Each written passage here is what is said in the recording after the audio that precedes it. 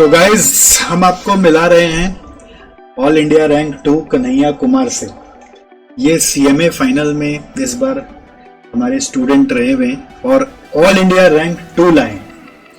वैसे कन्हैया आपके साथ इंटरेक्ट करने के लिए हमने 2 और बच्चों को जबरदस्ती बैठा लिया है। ये हमारे दोनों स्टूडेंट्स हैं जो इंटर अभी पास किए हैं। इंटर पास करने के बाद अगर ऑल इंडिया रैंक 2 फाइनल से मिलने का मौका मिले तो इससे बड़ा मोटिवेशन और क्या हो।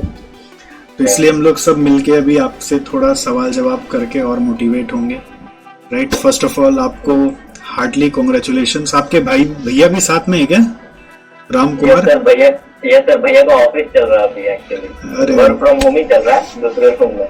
बुला लो उनको, बोलो छोड़ो 10 मिनट क्या करेगा। एक सेकंड रुकिए सर, बुला लो। तो भाई आगे कन्हैया के बड़े भैया राम भी। Good evening sir. Good evening, welcome to our interaction. हमारे साथ और भी 2 स्टूडेंट साथ में जुड़ गए हैं। मैं इनको रोक लिया कि भाई सीनियर लोग से मिलो, आगे का रास्ता तुम लोग भी समझो। पहले आप बताओ आपको कैसा लग रहा है, मतलब है ना, मेहनत करके फल पाकर कैसा लग रहा है आपको? मतलब थोड़ा आप शेयर करो पहले। हाँ सर, मतलब एक्सपेक्ट नहीं किया था सर, जैसा हम लोग का सिचुएशन था लाइफ का। मतलब ये एक्सपेक्ट नहीं किए थे कि हम लोग यहाँ तक पहुँच पाएंगे। बस हमारी मेहनत और जो हम लोग का व्यू था कि नहीं अपना लाइफ सही करना, जो हो गया सो हो गया, उसको चेंज नहीं कर सकते। अब हमारे पास यही ऑप्शन है कि अपना लाइफ बेटर करो, एक एम बनाओ, उसको रीच आउट करना है किसी भी हाल में। बस उसको पकड़ के मेहनत करते गए, कुछ भी होते गया। बिजनेस में बहुत सारा चीज हुआ, लेकिन उससे उसको एक साइड रख कर अपना पढ़ाई कंटिन्यू करें। मतलब एक एम बना लिए थे कि बस पढ़ना है किसी भी हाल में। Very good, very good. ये बहुत मतलब एम जिसका होता है वो उसको पा ही जाता है। नहीं, लक्ष्य साधना बहुत ज्यादा जरूरी है। मतलब कैसे, मतलब आपको इंस्पिरेशन आया था कि सीएमए करना है? सर जैसे मैं 11th-12 में सर साइंस था। अच्छा। तो जब मेरा 11th-12 में साइंस सब्जेक्ट था। तो जब पापा का डेथ हुआ तो मुझे सब चीज इंजीनियरिंग कर रहा था मैं, तो वो छोड़कर वापस आया। तो उसके बाद मुझे कुछ समझ में नहीं आ रहा था कि मैं क्या करूँ अपनी लाइफ से। बहुत लोग सजेशन दे रहे थे कि सिंपल ग्रेजुएशन करो और रेलवे का फॉर्म भरो और सिंपल निकलो। पर जैसे मैं साइंस लिया था उसी समय सोचा था कि अपने लाइफ में कुछ न कुछ प्रोफेशनल करूंगा। जैसे सब भीड़ में भाग रहे हैं वैसे नहीं भागना हमको कुछ अपना पहचान बनाना है। और अपने छोटे भाई को भी यही बात हम हमेशा बोलते थे कि सब तो उसी। तो कन्हैया को सीएमए आप ज्वाइन कराए थे क्या? मतलब यस सर, हम इन्हीं को देख के सीएमए एक्चुअली में ज्वाइन किए थे। और सर हमारे स्कूल में एक मतलब मैम है, उनके हस्बैंड एक्चुअली में सीए है। तो वो भैया को सजेस्ट किए थे सीएमए करने के लिए, तो वो उस टाइम ज्वाइन किए। तो उसके मतलब 1-2 साल के बाद फिर हम भी ज्वाइन कर लिए थे। मतलब आप उस समय ग्रेजुएशन कर चुके थे? नो सर, हम फाउंडेशन मतलब 12th के बाद ही फाउंडेशन के थ्रू गए थे सर। तो ऐसा विश्वास कैसे आया कि सीएमए ही करते हैं? चलो, ये विश्वास कैसे आया? जैसे मैं जब वापस आया था, यहाँ पे जॉब करने लगा था वापस इंजीनियरिंग करने के बाद, तो मुझे कुछ समझ नहीं आता कि मैं क्या करूं, मैं क्या कर सकता हूं। मतलब आप इंजीनियरिंग कंप्लीट करके फिर आप सीएमए ज्वाइन किए? नहीं, मैं फर्स्ट ईयर में था सर, सिर्फ वहाँ पे 6 महीने रहा था। अच्छा। मेरा पास आउट ईयर है 2012। उसके बाद 2012 में मैं चला गया था इंजीनियरिंग करने के लिए। पास किया था, 2 महीने बाद इंजीनियरिंग करने के लिए चला गया था। फिर उसी ईयर में 2012 दिसंबर को मेरे पापा का देहांत हो गया था, तो मैं सब छोड़ छाड़ कर वापस आया। तो सिर्फ 6 ही महीना रहा था, बस फर्स्ट ईयर का ही जो पढ़ पाया था। उसके बाद फिर 1 साल मुझे सोचने में लगा कि मैं क्या करूं क्या नहीं करूं। तो हम एक्चुअली शाम में बैडमिंटन खेलने के लिए जाते थे। तो बैडमिंटन खेल जाते थे, तो हमारी स्कूल में एक मैम है, भारती मैडम नाम है उनका, केमिस्ट्री की टीचर है। तो वो मुझे स्कूल में देखी और वो बोले कि तुम्हारा इजी क्या औरत में यहाँ क्यों आ गया? तो हम उनका फिर अपना सारा चीज बताया था क्या हुआ। तो वो मुझे सजेस्ट की, उनके हस्बैंड जो है वो सीए सेल अच्छे रैंक पे डीजीएम है। तो वो मुझे सजेस्ट की कि तुम सीएमए करोगे तो करो और शाम में आके मेरे हस्बैंड से मिलो। तो मैं उसी दिन शाम में गया, वो मुझे बताया कि क्या स्कोप है इसका। क्या बताया आपको, क्या स्कोप बताए? वो बोले कि अगर ये मतलब कोर्स है, तुम्हें पढ़ना पड़ेगा, मेहनत करना पड़ेगा, इंजीनियरिंग जितना आसान नहीं है जितना तुम सोच रहे हो। तुम्हें अलग से मेहनत करना पड़ेगा और तुम्हारे लिए डिफिकल्ट भी है कि तुम्हें जॉब भी करना और पढ़ना भी है। तो मैं तुम्हें एक ये बता सकता हूँ इसका रिजल्ट क्या होता है। सामने का लाइफ तुम देख रहे हो, मेरा लाइफ देख रहे हो, और बाकी भी तुम जितने भी CA CMA हैं जाके यूट्यूब पे सर्च करो, उनका लाइफस्टाइल देखो कि क्या है, इंजीनियर्स का क्या लाइफस्टाइल है और बाकियों का क्या लाइफस्टाइल है। ये सब तुम एनालिसिस करो खुद से, फिर तुमको समझ में आएगा। हम तुमको एक राह बता सकते हैं, लेकिन चलना तुम्ही को है, पढ़ना तुम्ही को। तो उसी रात में आया सर, फिर मैं पूरा असेस किया तो मुझे चारों ओर से बेटर ऑप्शन यही लगा कि CMA कर सकता हूँ, क्योंकि मैं एक्चुअली स्कूल में भी जॉब कर रहा था तो मेरे लिए पॉसिबल नहीं था CMA आर्टिकलशिप करने का। उसमें जॉब छोड़ना पड़ता था, मेरा फैमिली पूरा डिपेंडेंट था मेरे पे। तो मैं वहीं से CMA किया। फिर CMA करके जब वो आर्टिकलशिप का बात आया तो मुझे स्कूल से सर्टिफिकेट मिल गया, वो मैं दे दिया, तो मेरा आर्टिकलशिप एग्जाम्प्ट हो गया। वाह, वेरी गुड। मतलब स्कूल से जॉब कर रहे थे तो वो एग्जाम्प्ट भी हो गया, वेरी गुड। हाँ, स्कूल में क्या काम करते थे आप?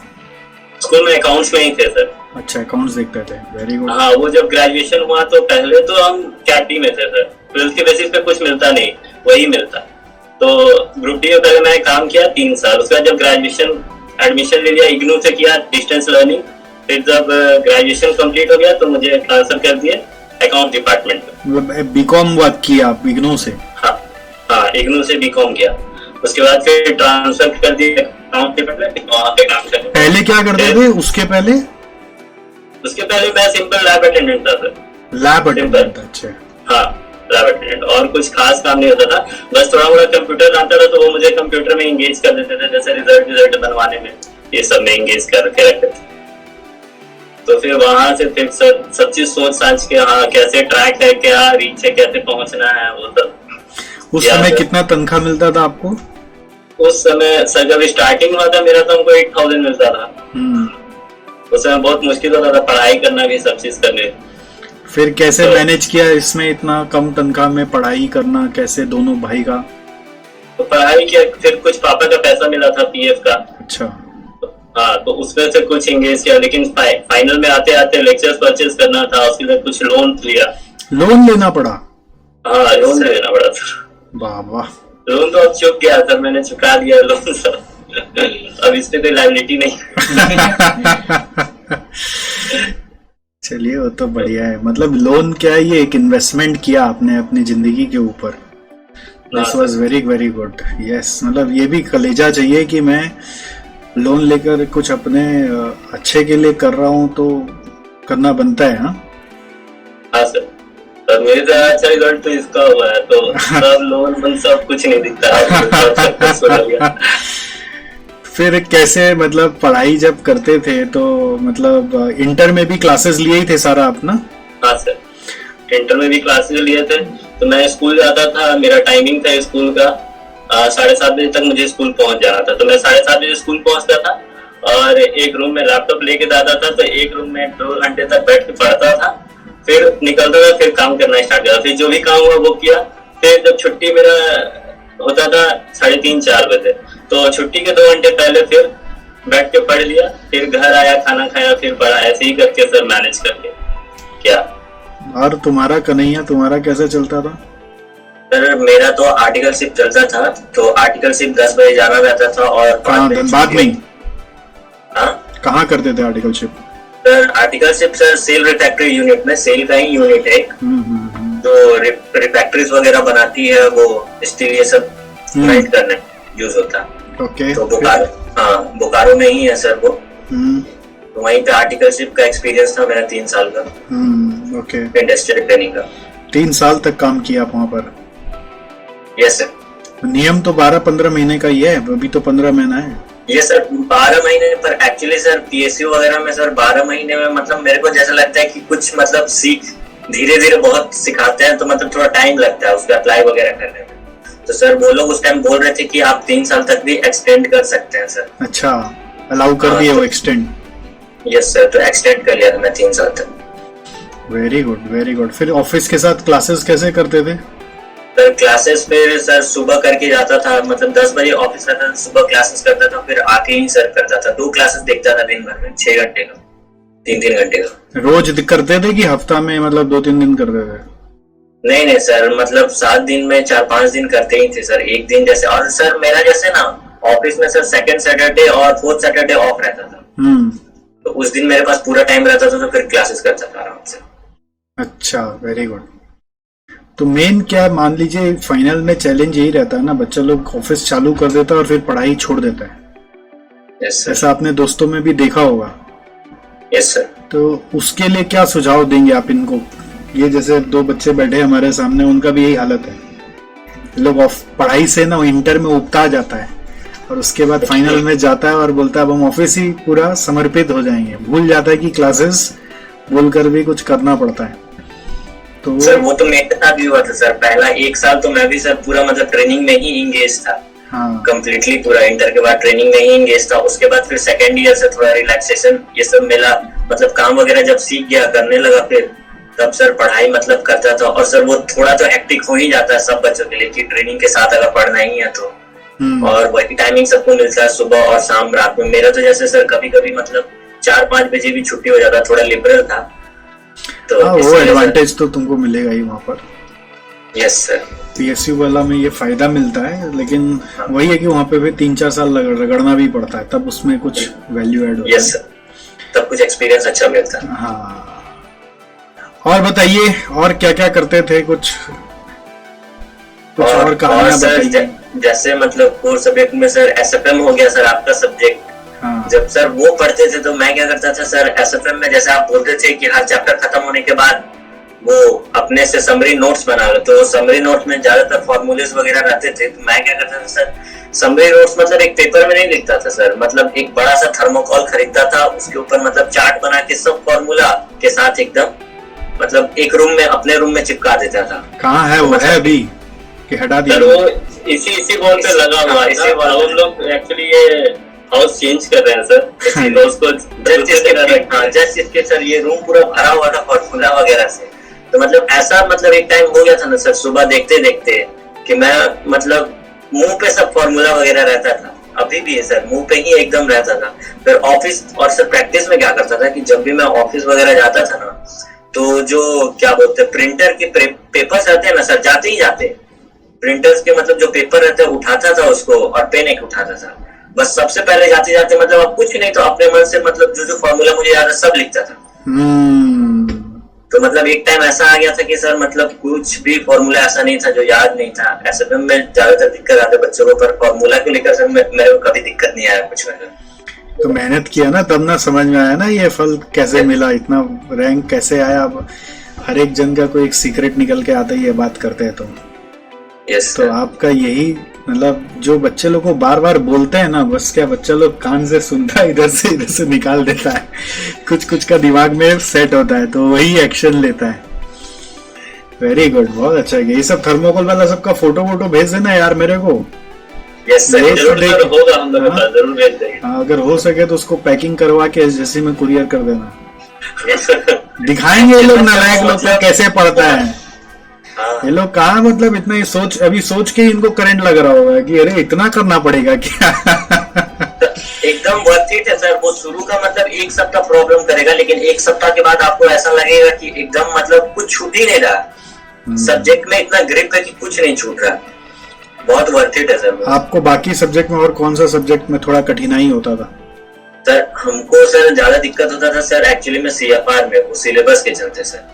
वो जैसे एएस वगैरह भी है और एनडीएस, ये सर जैसे पूरा सिलेबस हम लोग का कन्वर्ट नहीं हुआ था एनडीएस में, तो सर एएस 14 जो अमलगमेशन वगैरह है, कंसोलिडेशन वगैरह है, तो सर एक्चुअली दोनों में बहुत मतलब डिफरेंस हो जाता है एनडीएस और एएस को लेकर के। तो सर क्या पढ़े क्या नहीं पढ़े, मैं मतलब एक अटेम्प्ट में पिछले बार हुआ था, पिछले बार सर मेरा नहीं निकला था। अच्छा, एक बार निकला नहीं और फिर सेकंड अटेम्प्ट में दोनों ग्रुप मारा? यस सर, पिछले अटेम्प्ट मतलब 10 नंबर से रह गया था सर। फेल होने के बाद ऐसा छलांग मारा सेकंड रैंक। तो वही सर मतलब सीएफआर को एक्चुअली मुझे लेके बहुत प्रॉब्लम होता था सर, लेकिन इस बार फिर पढ़ ही लिया पूरा। उस अटेम्प्ट में तो सीएफआर का प्रॉब्लम हुआ भी था, वो पेपर ही गड़बड़ा गया था ना, वो ऑनलाइन वाला पेपर था। यस सर, और इस अटेम्प्ट में भी सर, इस अटेम्प्ट में जो सीएफआर के क्वेश्चन थे, मतलब मैं बोलूंगा कि सर 30 नंबर के क्वेश्चन प्रीवियस अटेम्प्ट से थे, सेम टू सेम उतारा हुआ था, मतलब जो और उसका मार्क्स ठीक किया हुआ था, उसमें मार्क्स गड़बड़ किया हुआ था। मुझे जितना पता है। सेम टू सेम वही क्वेश्चन थे सर। तो सीएफआरई में मेरे को ज्यादा प्रॉब्लम होता अच्छा था। एक चीज बताओ, ऐसा मन में कैसे आया कि दोनों ग्रुप देंगे? क्योंकि बहुत लोग को मन में तो आता है एक एक ग्रुप देंगे। सर मैं जैसे इंटरमीडिएट में भी सर मेरे 8 सब्जेक्ट में 6 में एग्जाम्शन था, तो सर उस टाइम सिंगल दिया था। तो मतलब उसी टाइम के बाद सोच लिया कि सर फाइनल में कुछ करना है। आप बोलते थे कि जैसे इंटर में अगर नहीं आया किसी बच्चा का रैंक तो फाइनल में जरूर ट्राई करना चाहिए, जिंदगी में एक बार रिस्क लेना चाहिए दोनों ग्रुप साथ देने का। तो सर उसी टाइम से मतलब क्लियर ही था फाइनल में घुसने से पहले कि दोनों ग्रुप साथ देंगे। उसके चलते सर एक साल मेरा डिले भी हुआ ऑनलाइन के चलते। मैं जब ऑनलाइन आया था पैटर्न तो मैं एग्जाम नहीं दे रहा था। हाँ, तो फिर मतलब देना था तो दोनों ही ग्रुप साथ में देना था, सिंगल अटेम्प्ट नहीं देना था मेरे को। एकदम सोच लिया था सर। और फिर जैसे अब क्या होता है, एक बार फेल हुआ, रिजल्ट खराब आया, उसके बाद तो टाइम और शॉर्ट हो जाता है दोनों ग्रुप देने के लिए। Yes sir. तो फिर कैसे कोप अप किया? सर जैसे मतलब जिस टाइम फेल हो गया सर उस टाइम तो बहुत मतलब खराब लगा था। उसके बाद फिर कितना दिन तक? सर बस उसी दिन और उसके अगले दिन। उसके बाद फिर उठाया सब, बस्ता एकदम बुक निकाला, जितना रिवीजन सब स्टार्ट कर दिया सर, और मेहनत करना स्टार्ट कर दिया कि इस बार अगर नहीं निकला तो कोई बात नहीं। रिवीजन स्टार्ट कहाँ से करेंगे? मतलब जैसे बच्चे लोग बहुत सारे स्ट्रगल करते रहते हैं, अब स्टार्ट कहाँ से करें? सब तो पड़ा हुआ है। तो फिर सर मैं एकदम शुरू से स्टार्ट करता था पूरा फिर से। भले ही थोड़ा सा मतलब बोरिंग लगता था शुरू में कि क्या है फिर से वही पढ़ रहे हैं सब कुछ, कब तक चलेगा ऐसे। पर सर मतलब मन में था कि वही निकालना ही है इस बार, रैंक के साथ कुछ ना कुछ तो चाहिए। तो सर वही फिर स्टार्ट किया शुरू से एकदम सब, मतलब एक एक क्वेश्चन हाथ से फिर सॉल्व किया, फिर एक एक प्रैक्टिस किया पूरा। और कहाँ से प्रैक्टिस किया सर लोग का मैट करने के बाद? सर मेरा क्या था कि सर मेरा मतलब जैसे बहुत सारे बच्चों का सर मतलब मेरा एकदम रेस्ट्रिक्टेड नोट्स था सर। एक तो आपका जो था और सर इंस्टीट्यूट मैट और जो प्रीवियस पास किया सर। आजकल तो टेलीग्राम वगैरह पे इतना चल रहा है कि, और सर एक मेजर इशू है कि बच्चे को वहां नोट्स अच्छा मिलता है तो जो वो नोट्स है उसको तो पढ़ ही लेते हैं और फिर जाके दूसरा नोट्स भी वगैरह पढ़ते हैं। तो ये सबसे मेजर इशू है सर। एकदम नोट्स के लिए रेस्ट्रिक्टेड होना चाहिए। जो आपको मिला है मॉड्यूल स्टडी मैट और जो टीचर से आप क्लास लिए उन पर भरोसा रखिए और अपना पास्ट ईयर का सॉल्व करिए, बस वो सफिशिएंट है सर। दूसरे मैट में बार बार चेंज होने से बहुत दिक्कत भी होता है। हाँ, जितना दुनिया भर का ज्ञान जितना उठा लोगे और फंस जाओगे। सही बात है। तो फिर उसके बाद इंस्टीट्यूट मैट पूरा बनाया? यस सर, आपका नोट सबसे पहले बनाया, जितना कॉस्टिंग रिलेटेड था तो सबसे पहले सर इंस्टीट्यूट मैट उठाया, आपका जो था मैट स्टडी नोट। उसके बाद इंस्टीट्यूट मैट उठाया और उसके बाद मैं क्या किया ना सर कि जैसे क्वेश्चन मैं ना मतलब पास्ट ईयर का 3-4 साल का नहीं सर, मैं कम से कम 8-9 साल का। क्योंकि सर मैं देखता हूँ कि मतलब जो 8-9 साल भी पहले क्वेश्चन आया कि वो भी रिपीट होता है सर, जो 2011-12 सिलेबस में, मतलब वहां तक का मैं मतलब क्वेश्चन उठाता था। भले उसमें कुछ जैसे रेफरेंस नहीं है अभी 2016 सिलेबस में, पर जो रेफरेंस था सर मैं हर एक क्वेश्चन बनाता था, जो सब्जेक्ट रिलेटेड रहता था। मतलब 7-8 साल का प्रीवियस पेपर। हाँ सर, 7-8 साल का प्रीवियस पेपर। और सर एग्जाम के टाइम मॉक टेस्ट पेपर वगैरह पूरा सॉल्व करता था और देता था। बहुत बढ़िया, बहुत बढ़िया। तो आप लोग का जोड़ी कैसे बैठता था पढ़ाई में? आप लोग अलग अलग पढ़ते थे कि मिलके पढ़ते थे? नहीं सर, जब तक हम लोग साथ थे तो एकदम साथ ही पढ़ते थे। मैं भैया को पढ़ा देता था, इनको बैकग्राउंड तो हमको यही पढ़ाया, थोड़ा दिक्कत होता था, साइंस बैकग्राउंड से थे, पर फिर भी सर बहुत मेहनती है। मतलब हम जो पढ़ाते थे तुरंत ग्रिप अप कर ही लेते थे। तो सर इतना मॉक टेस्ट भी सॉल्व किया था सर। हम तो सिर्फ आपके मैथ पे डिपेंडेंट थे। हम तो आपका मैथ 4 बार, आप जैसे क्लास में बोलते थे कि मेरा मैथ 4 बार सॉल्व करो कम से कम, हम 4 बार एकदम लिटरली उस पर डिपेंडेंट थे, पूरा 4 बार सॉल्व करते थे। आजकल 3 बार बोलने लगे बैच में। वो अब देखते हैं बच्चा लोग करता है कि नहीं। 4 बोलने से बहुत लोग ले नहीं पाता है। आज अभी एक बैच का लास्ट क्लास हुआ, उसमें मैंने बोला 3 बार कर ले बस, तो 3 को भी सुन के सबको धक्का लग गया कि 3 बार। हम तो सोचे अभी हो गया है, 3 बार नहीं करा बिना होगा कैसे? तो हमको तो मतलब लाइव क्लास वैसे जैसे फेस टू फेस बैच आपके साथ करने का बहुत मन था, पर कलकत्ता आ नहीं पाते थे कभी क्लासेस वगैरह, तो इंटर वगैरह सब फाइनल से सब में मतलब मैं मतलब कोई live face to face batch नहीं किया सर। वीडियो में कैसा लगता था? मतलब ऐसा कनेक्ट कैसा लगता था? मतलब रूटीन बना लिया था कि सर आपको 10 बजे देखना है तो देखना है एकदम सुबह के। नहीं, जैसे कनेक्ट महसूस होता था क्या वीडियो में? ऐसा लगता था कि सर आप ही से बात कर रहे हैं सर? यस सर, आराम से हेडफोन जब लगाता था तो पूरा वॉल्यूम मतलब फुल रहता था, एकदम साउंड होके लगता ही था क्लासरूम में बैठे हुए। मतलब वैसा नहीं कि 5 मिनट उठा, अभी आप 1 घंटा लेक्चर देख लेता हूँ फिर 10 मिनट रेस्ट लूंगा, नहीं सर, कंटिन्यूअस एक बार चल रहा है तो पूरा चल रहा है एकदम। नहीं वो एक और हमको क्या बोल रहे हैं, ऐसा लगता था कि वीडियो में सुनते थे तो बैठे बैठे कि लग रहा था कि सर आप ही से बात कर रहे हैं, ऐसा लगता था। यस सर, आप बीच बीच इंटरेक्ट करते हैं, आप जैसे बोलते थे कि वो बच्चा का चेहरा देख के पता चल रहा है वो पढ़ के नहीं आया, रिवाइज करके नहीं आया तो उससे भी सर पूरा कनेक्टिविटी लगता था हमेशा क्लास। Very nice. चलो तुम लोग पूछो, क्या सवाल है तुम्हारे? फिर मौका नहीं मिलेगा इनसे लाइव पकड़ने का इस तरह से। कंसिस्टेंट कैसे रहते हैं? थोड़ा जोर से बोल। एक ट्रैक पे इतना कंसिस्टेंट कैसे रहते हैं? जैसे स्टार्टिंग में मोटिवेशन रहता है कुछ करने का, फिर बाय द टाइम वो चल जाता है और काम करते करते कंसिस्टेंट कैसे रहना उस मोटिवेशन के साथ? कंसिस्टेंट जब देखो कहीं से भी अगर तुम कितना भी मोटिवेशनल ले लो, पर जब तक इंटरनल मोटिवेशन नहीं आएगा तुमको। मेरे मन में क्या था कि हमको था कि मेरे ही पे फैमिली डिपेंडेंट है, हमको ये करना ही है, इसके अलावा मेरे पास कोई ऑप्शन नहीं है। मतलब शुरू से ही मेरा विजन सेट था, इसके अलावा कोई ऑप्शन नहीं है, हमको ये करना ही करना है। तो जब तक तुमको internal motivation is the best motivation, अगर अंदर से अगर जिस दिन तुमको आ गया तो उसके बाद कंसिस्टेंसी अपने आप मेंटेन रहेगा। वैसे ये लड़का जो है तुमसे भी जो सवाल पूछा, ये इंटर अपने दम पे पूरा बिना ट्यूशन लिए पास किया है, दोनों ग्रुप। तो इंटरनल मोटिवेशन इसका बहुत तगड़ा है।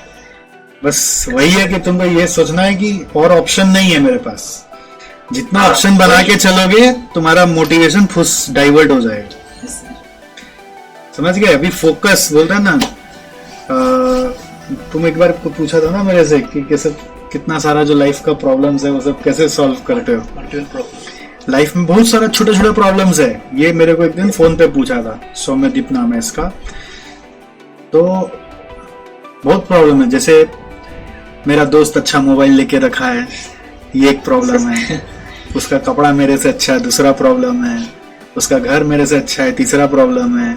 ऐसा कितना सारा प्रॉब्लम है लाइफ में, मतलब पढ़ाई करते समय सब सामने आ जाता है।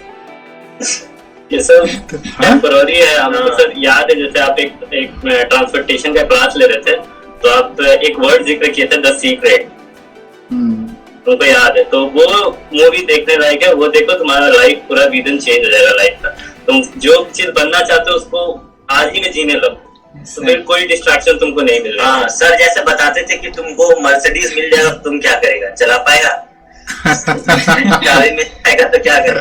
तो सर सही बात है सर, पहले से अगर थिंकिंग वैसा नहीं रहेगा तो फिर आगे चल के तो वही एकदम कंटिन्यूअस सोचने रहना है। ये मैं पूछने ही वाला था, अगला सवाल। नॉर्मली मेरा ये मानना होता है कि आदमी अचानक से कुछ नहीं पाता है, पहले माइंड में पाता है, फिर रियल वर्ल्ड में उसको मिल जाता है। तो तुम लोग के साथ भी ऐसा हुआ था क्या कि पहले माइंड में कहीं ना कहीं मन में आ गया था कि ये आने वाला है, ये होने वाला है?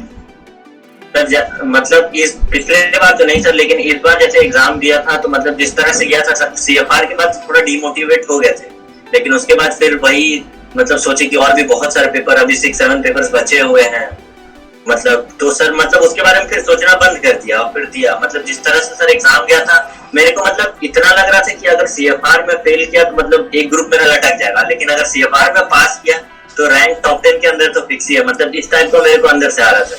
वेरी नाइस, यही मैं बोल रहा हूँ, ये मन में आना चाहिए पहले, तो रियल में आ ही जाता। और उस सीक्रेट के बारे में तुम क्या बता रहे थे राम? सर आप ट्रांसपोर्टेशन चैप्टर जब पढ़ा रहे थे तो आप जिक्र किए थे द सीक्रेट मूवी का। देखा तुमने फिर यूट्यूब में?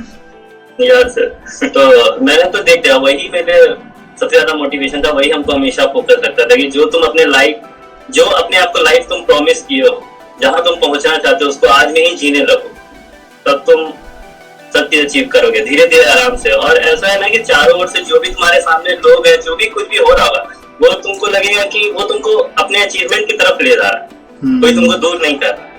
सारा चीज तुमको लगेगी पॉजिटिव वे में हो रहा है, अगर तुम ये चीज प्रैक्टिस करते हो। हम तो हर रोज प्रैक्टिस करते हैं, आज भी प्रैक्टिस करते हैं सर। और सर क्लास में तो आप मोटिवेट करते थे, हमको अभी भी याद है ट्रांसपोर्टेशन का प्रॉब्लम जब आप सॉल्व करा रहे थे तो उसी पे एक लाइव एग्जांपल दिए थे कि कोई मतलब भैया वगैरह बाहर साउथ अफ्रीका में हुआ था उनका प्रमोशन, यही ट्रांसपोर्टेशन। बस जो सर इग्नोर करते हैं सब, मतलब क्या है ट्रांसपोर्टेशन प्रॉब्लम, इसको सॉल्व करते हैं ना, आसान तो है, पर सर उससे रिलेटेड जो प्रैक्टिकल वर्ड था जो आप बताए थे, तो उससे भी बहुत मोटिवेशन मिला था सर कि मतलब हर चीज को मतलब डीप में पढ़ना चाहिए, कब क्या काम दे रहे। हाँ, ये तुम अच्छा बोला कि बच्चा लोग आजकल क्या माइंडसेट चलाता है ना कि एग्जाम है बस खाली जो जो आएगा वो ऊपर से पढ़ लो, इम्पोर्टेंट पढ़ लो। वो माइंड को चेंज करना पड़ेगा, तभी कोई एक बार में पास हो सकता है, नहीं क्या? Yes sir. अभी तो एसएफएम में भी इस तरह से मैं हमेशा बोलता हूँ, कुछ याद आता है आपको एसएफएम में भी कितना स्टॉक मार्केट, वे मार्केट, सारा चीज कुछ किया इसमें भी? मैं तो इंटरव्यू से था सर, एक कोर्स था 30,000 का, मतलब स्टॉक मार्केट का। मेरे को तो मतलब मन था, तो उस टाइम पैसा नहीं था, लेकिन अगले मतलब नेक्स्ट मंथ से जब जॉब लगेगा तो वो कोर्स सबसे पहले मैं लेने वाला। बढ़िया है, लो जरूर। मैं आपको बता रहा हूँ, ऐसा ही आप जैसे बोल रहे हो ना, वो एसएफएम को भी कोई लड़का ने कितना अच्छा से क्लास किया, डेरिवेटिव ऑप्शन में पहुंचते पहुंचते वो 20 से 30 हजार रुपया डाल दिया अपना स्टॉक मार्केट में, और उससे पूरा फाइनल का पूरा फीस वसूल कर लिया। ठीक है, तो वो भी एक बार मिलने आया था मेरे को कि सर हम तो ऐसा ऐसा कर लिए, पूरा आपने जो जो बताया वो सब कर करा के। तो क्या होता है ना कि आपको वो डीप स्टडी करना पड़ेगा, तभी वो उस पढ़ाई का असर आपकी जिंदगी में भी दिखेगा और मार्कशीट में भी दिखेगा। चलिए, तुम्हें कुछ पूछना है? I want to ask you that how was your last 2 months preparation before the exam? Because on that time, I always thinking that I should skip that term और previous term कितना करना है, इस साइड का mat कर लेना चाहिए, उस साइड का मैट कर लेना चाहिए, तो बहुत कुछ आता था उस टाइम पे। तो इसलिए मैं पूछना चाहता हूँ, how was your last 2 months, last 3 months preparation strategy? I will tell you 4 to 3 points.